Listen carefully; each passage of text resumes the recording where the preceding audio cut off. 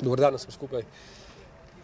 Mi smo v skladu z programom, ki smo ga dorekli z odborom za obrambo Državnega zbora, danes na prvem obisku, oziroma odbor za obrambo danes izvaja prvi obisk na Ministrstvu za obrambo.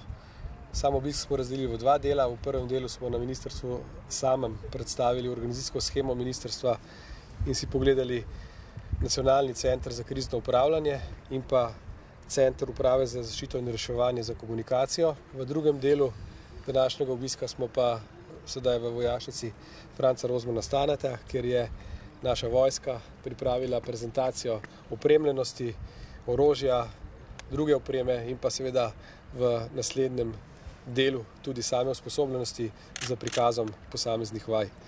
Mislim, da se je udeležba odbora za obrambo izkazala tokrat sicer ne v polni sestavi, ampak v sestavi, ki je povsem kompetentna, in verjamem, da bo ta predstavitev pripomogla k že do sedaj našemu dobremu sodelovanju, tudi za sodelovanje v bodoče.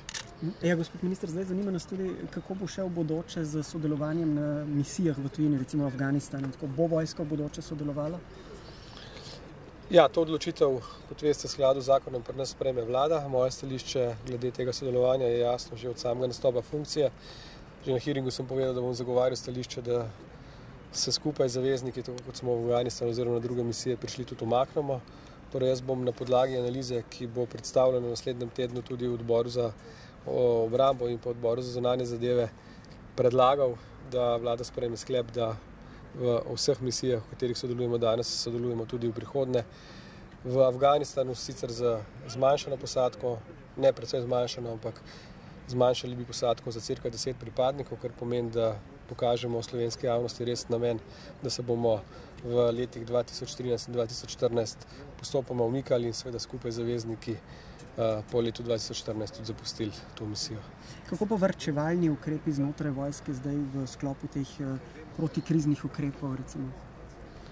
Ja, varčevalni ukrepi znotraj vojske bojo pravzaprav tako kot ves ostali javni sektor zadel, tako bi rekel, tako imenovane javne uslužbenice. Moje stališče je, da vojska niso povsem javni uslužbenci, dejstvo pa je, da so v sami zakonodaji oziroma delovnopravnem odnosu v tem statusu. Torej, vsa znižanja plač, ki so predvidena za javne uslužbenice, bodo doletela tudi Slovensko vojsko. Drugi segment, ki ga načrtujemo oziroma ki smo ga tudi na vladi že obravnavali, je znižanje stroškov prevoza. Kot veste, te stroški v Slovenski vojski izjemno veliki.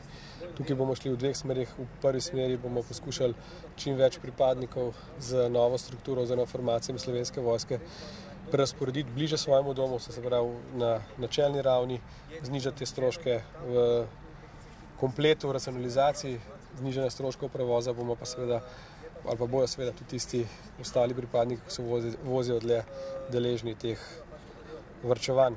Varčevanje pri opremljenosti in usposabljanju Slovenske vojske pa pravzaprav so začeli že tam v letu 2009. Od leta 2009 do danes je Slovenska vojska izgubila več kot 200 milijonov evrov. Tudi v letošnjem letu se pričakuje, da bomo te stroške oziroma finančno razporeditev, ki jo bo dalo Ministrstvo za finance, nižje za cirka 40 do 50 milijonov evrov, kar dejansko pomeni, da se struktura samega proračuna Ministrstva za obrambo nesorazmerno spreminja.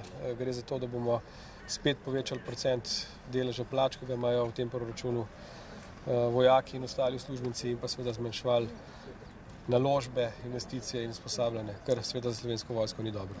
Moram reči, da me sicer izjave, ki sem jih danes bral v medijih o ne vem kakšnih nemirih, ki naj bi jih vojaki povzročali, čudijo.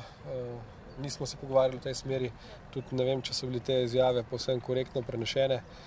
Zato prosim tudi vas medije, da v bistvu poskušate stvari čim bolj uravnoteženo poročati, kar se tega tiče. Ne verjamem, da bi do česa takega v Slovenski vojski lahko prišlo, ker verjamem, da se tudi slovenski vojaki zavedajo, da smo v času, ko bo treba dati svoj prispevek k varčevanju v celoti.